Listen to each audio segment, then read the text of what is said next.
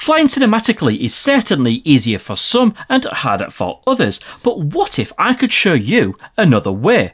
I'm going to show you how you can capture absolutely awesome cinematic footage time and time again, first time, every time, using your DJI drone, regardless of your skill set. And the best bit about it is I'm going to be showing you how I use a feature built into all DJI's drones in a completely brand new way to achieve this. So let's get into it.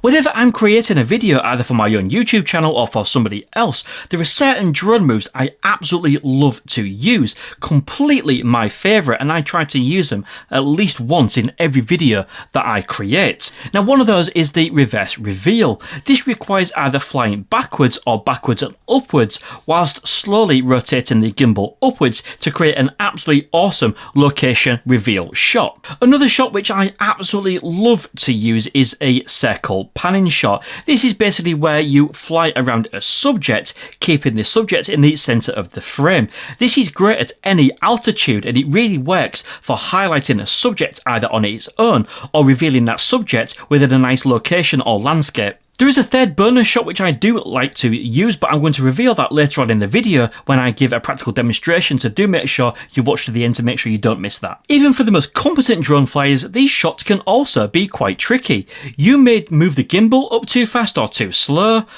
Sometimes it's quite hard to fly the absolute perfect circle at all times and keep the subject in the center of the shot. And yes, sure, there are drones such as the Mini 3 Pro that has features such as Spotlight, which will ensure it locks onto the target while you actually fly the drone, but sometimes it doesn't always go as planned, and if you're not absolutely smooth on the sticks, it can absolutely ruin your footage. And of course there is steps you can take in the DJI Fly app, such as slowing down your aircraft yaw rotation speed. You can of course play around with the EXP settings to make your initial movements that little bit smoother. You could always record in 4K 60 frames per second and slow it down to sort of help with the jerkiness. You could even use third-party accessories such as these, which I've reviewed on my channel, called Cine Sticks, which again provide real-world resistance on the sticks, just making everything that little bit smoother. However, that's just all extra steps you can take, and I'm going to show you a way which is just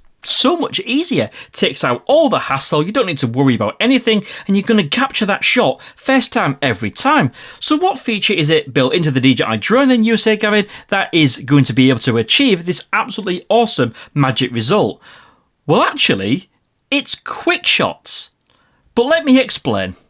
You see, whilst most people use quick shots to capture subjects close up, what many people don't realise is you can also use quick shots at a distance to gain absolutely awesome location footage and amazing B-roll for your drone videos. So if you remember that backwards reveal I spoke about earlier, well, we can do this using a target at distance using the drone quick shot. So all we need to do is select the target somewhere in the distance.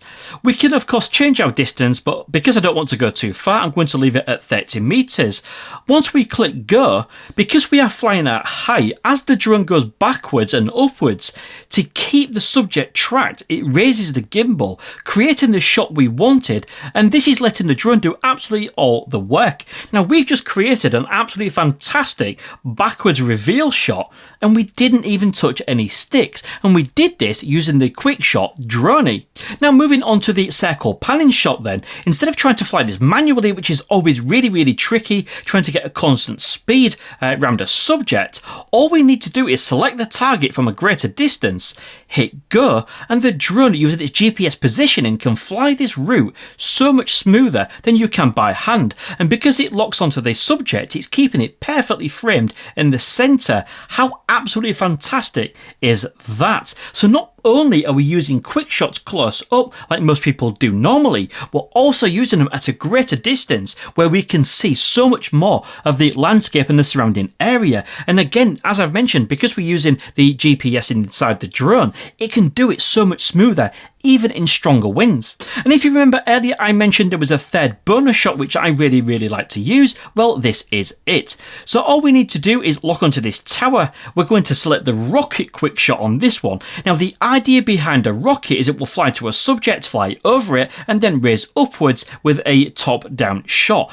But because we are far away, it won't manage to perform the full sequence and get all the way to the tower. But we don't actually want it to, because as it flies forward, it lowers the gimbal to create a really cool dynamic shot which keeps the subject locked in. Then you can easily use that footage in your overall edit. It's almost like a fly-in shot where we're sort of flying forward and the gimbal is pointing down, and again it's almost like a backwards drone if you wish, but really good for revealing the subject in your video. And because this works so well, all you need to do is worry about which shot you're trying to capture, which quick shot you can utilize to get the shot that you want, and worry about what resolution you're going to pick, whether it's 1080p, 2.7K, or indeed 4K.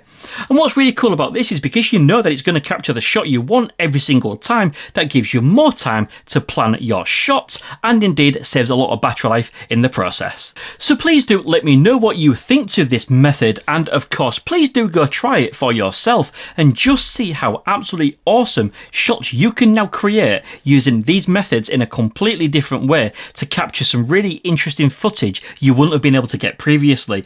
And if you want to see a full breakdown on what each individual quick shot actually does, I will leave a link to this video here where you can go check out a tutorial I've done with the DJI Mini 3 Pro. But that wraps up this video. If you did find it useful, give it a thumbs up. If you're not already, subscribe if you're awesome, and until next time, see you again soon.